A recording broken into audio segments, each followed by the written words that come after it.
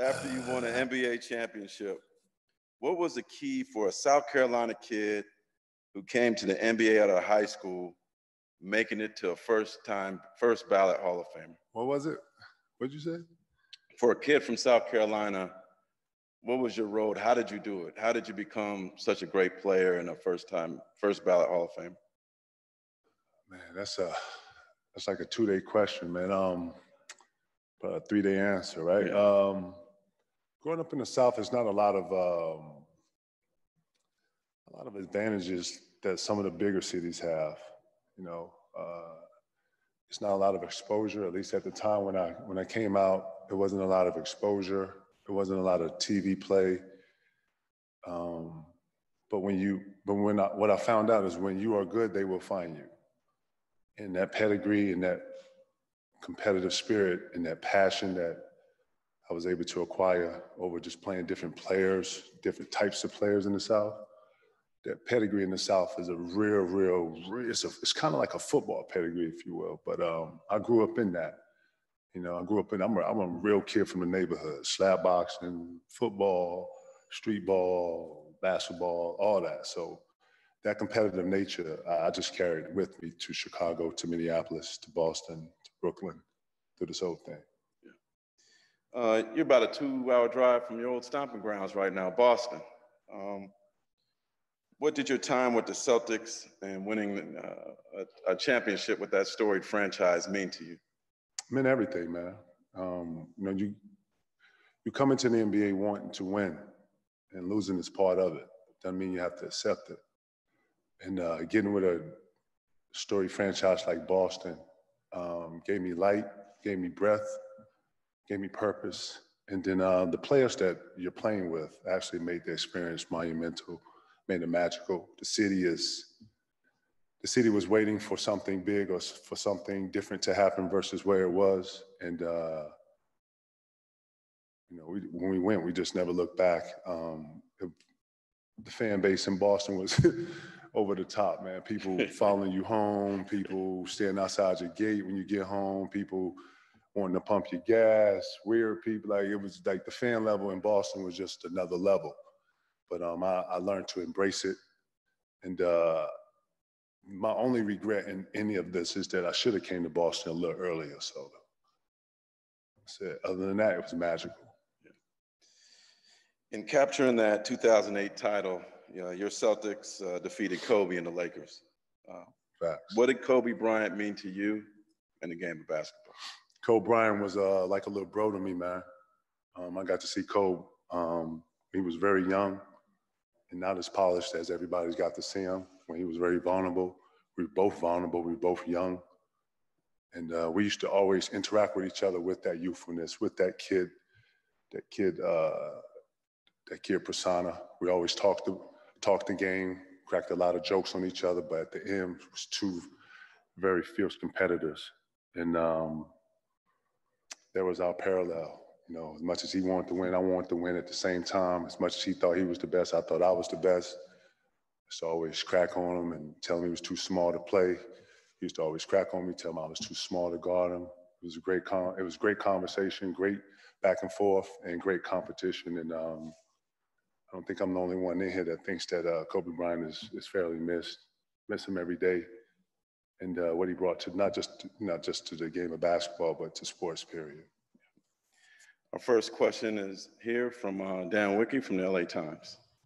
Hey, Kevin, congratulations, first of all, on this. Thank you, Dan.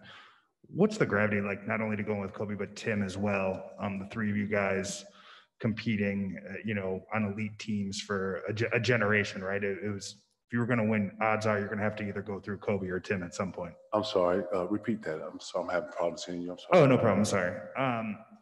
Odds were during your career, if you wanted to win a title, you were probably going to have to go through either Tim or Kobe. What's it like going in with these two players that you competed, an entire career against? I couldn't pick.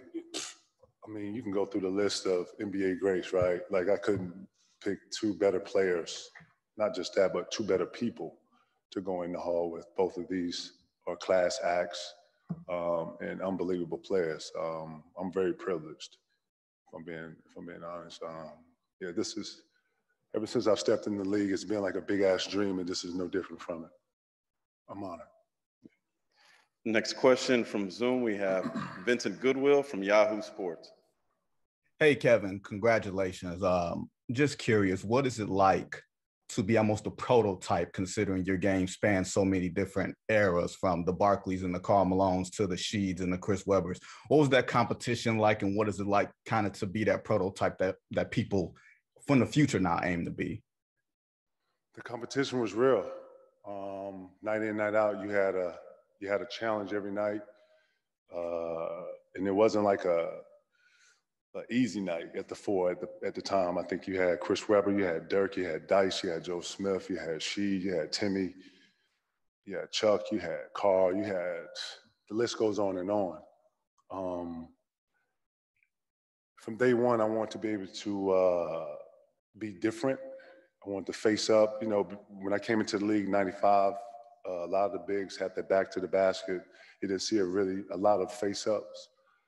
And through the glory of working with Kevin McHale, I started to change the narrative of what a four looked like. And I wanted to be a lot more versatile, not just on the offensive end. I wanted to be versatile on the defensive end, to be able to guard twos on switches, ones on switches, and have the agility to do that. So I trained like that. So from day one, I wanted to be different from everybody. And I just started to watch, not just myself, but Rasheed start to go from 17 to 18 feet shooting the ball, to 19 feet to shooting threes, to Timmy start taking his game out, even using the glass, going from 17 to 19 feet, which is very difficult. And I just started seeing players start to evolve. So, you know, we're in that evolution, you know, brings on Dirk, it brings on, you know, other styles that actually, you know, penetrated our game and made it different from kind of the yesteryears. And I'm glad I was a part of some of that growth. It truly recognized and distinguished the 2000s from the yesteryears. Next up from the Boston Globe, Gary Washburn. Kevin, you spent your career basically just looking on to the next day and being so focused and passionate. Over the last couple of years, have you had a chance to kind of take in the flowers you've received, to hug people that you used to despise, this is kind of being inducted with two major rivals. I mean, have you had a chance to kind of appreciate what you have done? And when you look at games now and guys are blocking shots after the whistle, you know, that's something you did and you were called a jerk for it, but now the whole league does it. Do you kind of look back finally on your time, and have you been able to appreciate it? I'm glad you see it like that. Thank you for that. Others would probably say otherwise, but yeah, I haven't gotten to the hug part yet. The competitive juices and friends and foes slowly diminishes as we get older, right? I laugh at it when I watch kids go up and damn near break their neck trying to block the shot after the shot. I don't really think about it. I just one of them things where you see it when I'm amongst players and they speak about it. It hits me then, but one day I guess I'll sit back and actually embrace it all, but I'm still in it, Gary, if I'm being honest. I'm still in it. Next up, we have on Zoom, Sherman Thomas from the Chicago Defender. Hey, congratulations, brother Big Ticket. We're so very proud of you here in Chicago. Appreciate it. But what I wanted to know, we know we're very proud of the South and your Southern heritage, but you also finished up in Chicago. You played against some Chicago elites while they were young, and you also proudly represent the city. And so we get a little bit of a bad narrative out in the world, right? But you've been in Chicago for a while. Did Chicago embed anything in you while you were there that helped you achieve this such a great and momentous occasion? I'm always like to give props to South Carolina and my upbringing, because my DNA, the way I was taught the game, but Chicago gave me my swag, it gave me my attitude, it gave me a different presence, playing so many different types of players, so many intense players, so many players that well deserving of being right here where I'm at. I had never actually encountered that level of competition and that variety of different players, nor have I played that many different areas of a place like Chicago. I played on the South Side, even though I was living on the West Side, which is something you don't really necessarily do. And a lot of times when you do that, you have to have permission. Yes, So a lot of times I was crossing barriers and getting the South Side and the West Side to actually interact, which was like a no-no.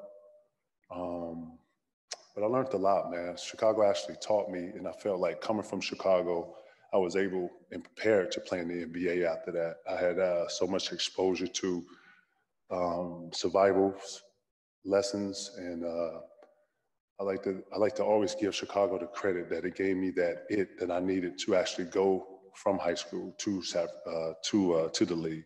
So I always give homage to the West Side. I give homage to the South Side, the whole city of Chicago for my progression and me being ready for the NBA. Next up, Kevin, you got an old friend here, Steve Ashburner. Ash. Ash, Kevin, look at you, boy. You got that gray on your boy.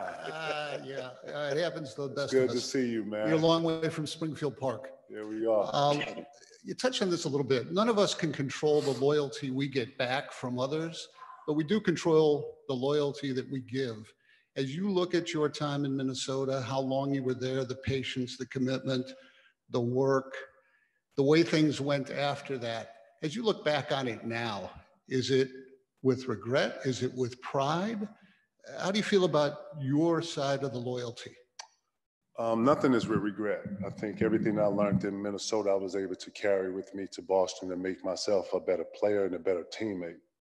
I had a better relationship with Wick, the owner, because of the situations and stuff that I went through in Minnesota. Minnesota took a chance on me.